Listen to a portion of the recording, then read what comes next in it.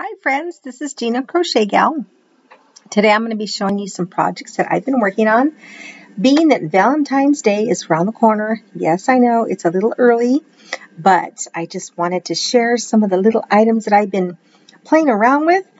And there was some patterns that I had written in the past because I was trying to make a body that was symmetrical, you know, the head, the body, trying to make all one piece, and the legs, so we wouldn't have to do so much sewing, you know, attaching the limbs to the body. Well, they didn't work out. But I tried recently, or the other day, I came across those patterns, and I decided to pick it up, play with it again, and it's not exactly what I want. So, but I just want to show you these funny little characters that I made. They didn't come out good, but you know how you're working on something and then you have prototypes until you perfect your pattern? Don't laugh, okay? I tried to make her as cute as possible. Okay, so the head and the body was one piece, and then I attached the limbs. Okay, and it looked really funny. So I decided to crochet some eyes and add hair. And then I was looking through all my little crafty things that I have in my drawers and stuff, because I have so many hobbies that I've done. I used to make flowers. I used to make fabric flowers. I've made, I don't even remember the fabrics now, were like more than 10 years ago, all of us were melting down a certain type of fabric, burning the edges and all that sort of stuff. Well, anyway, this particular flower was one that I was cutting out leaf shapes and then kind of sewing them together, you know, so that it kind of scrunches together. And then on the ends, I did a little bit of the embroidery design. Anyway, here's what she looks like. Don't laugh. Here she is. I tried to make her look as cute as possible. She even looked like she's going like this. Anyway, excuse me. Anyway, here she is. I couldn't even get the eye symmetrical. Oh my goodness. On the center here, I just put a little puff paint, you know, because I couldn't get the round part to come out the way I wanted it to, so I just dropped a little bit of puffy paint. Here she is. And then I made a little heart and put it on her to try to cover up her body a little bit. I'm not even going to put a nose or a mouth. And here's the little flower that I made years ago. I keep all the little, you know, little doodads that I've made over the years. And so I thought, okay. In fact, I was going through one of my boxes and I took it out. And I was showing my daughter what some of the stuff I used to do.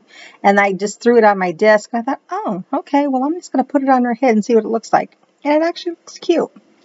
So I went ahead and added some red hair, which I have to trim a little bit more off the back. So here she is. Kind of funny looking. I even gave her some bangs there. Okay, and then there was a pattern from Sharon Ojala. I think that's how her name's pronounced. And she did a wee, I think, let me see. I wrote it down. A wee head and body pattern. And she used it for several of her smaller pieces. So if you want to go check out her channel, it's Sharon Ojala, and it's spelled Ojala. And she has some such great patterns. In fact, I'm working on a bunny that I'm doing from hers, because I want to make some of her the Valentine bears, and I'm working on that one right now. Anyway, so on that pattern, I made it smaller. Sometimes I like to make the sizes that she has, but then sometimes I like to make them a little bit smaller in case it's for a, you know, a younger child or something I want to give away to a toddler that doesn't necessarily want or need a big, you know, bear type thing. Anyway, I was playing around with that pattern and I came up with this one. And then I used that cotton thread for it. Again, I tried to make her look as cute as possible, but it's not working very well. I put green hair on her. Now this is with the cotton thread also. And then I did little black dots of the puff paint. And here's just a small, I cut a little piece of the thread of red color and just placed the whole thread into some glue and then positioned it where I thought the mouth would be good. And then I applied some blush on a Q-tip swab and just kind of placed it on that. And then I started playing around with the hearts. I didn't want it this big, so I made one with some scrap yarn that I had here in front of me. And I thought, okay, well, this matches cute. So I put it on her front area to match her hair. So I thought she's okay. She's kind of cute. And then this pattern, see, where did I get this pattern from? I don't even know. It probably was Sharon Ojala's channel. But I probably tweaked it to make it a little smaller too. He's a little lopsided. Look at, a little fatter on one side than the other. The arm is kind of going up on one side and not the other. Funny, I haven't put the tail on the back yet. But here's my little bear. I have to press down the cheeks a little bit better to make him look a little cuter. And again, I put, instead of putting a fabric or something in there, I just went ahead and dotted the ears with some blush, and same thing with the cheek area. And these are little pieces of cotton thread that I crocheted real tight together. Same thing with the nose and the little mouth. And you know, I don't know if you're aware of this, but I usually get my safety eyes from Joann's, and that's pretty much what I use on the animals that I'm going to be giving away to children. And I just thought, you know what, I'm going to price them and see if I can get more quantity for, you know, decent price on Amazon. And then you know how they show you other items when you're searching for one particular? I didn't know that safety ice comes with, or can come with the safety noses. I did not know that. So I'm going to order some and see how they work, you know, because sometimes you don't want to do all that tiny work, you know, and you just want something quick and easy. You know, we can zip these up in no time, but the faces, you know, for me, it's a little bit time consuming.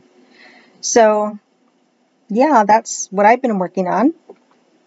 And again, I have the Sharon Ojala's Valentine Bunny in the works. And I'm going to stop after this one because I haven't ordered those. Whoops. I haven't ordered the safety eyes and nose yet. And I'm going to, you know, use that for this one here. This is, I think it's going to be about 7 or 8 inches. I'd made these in the past, but I made the bunny. And they're really, really cute. I know I've sold a lot of amigurumis, and they were really underpriced. But, you know, I was just getting familiar with how things worked and whether people or not wanted to spend that kind of money. And that's always in the back of my mind. People don't want to spend $25 on something like this unless it's somebody that you know. Well, that's how it works with me anyway. They understand and love the work that's behind it.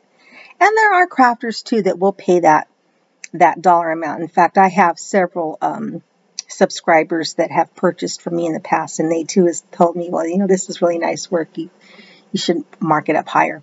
But anyways, I just, you know, do it because I want to and make a couple extra bucks. And this day and age, the way prices are going up, we're not going to go that way, or that direction of talking, but things are so unaffordable. And I live in California, and it's just getting so terribly expensive that you have to do something on the side just to, you know, put gas in your tank sometimes. So I'm going to go back to crocheting some stuff, and hopefully I'll be able to put it out there for you guys and see if you like it.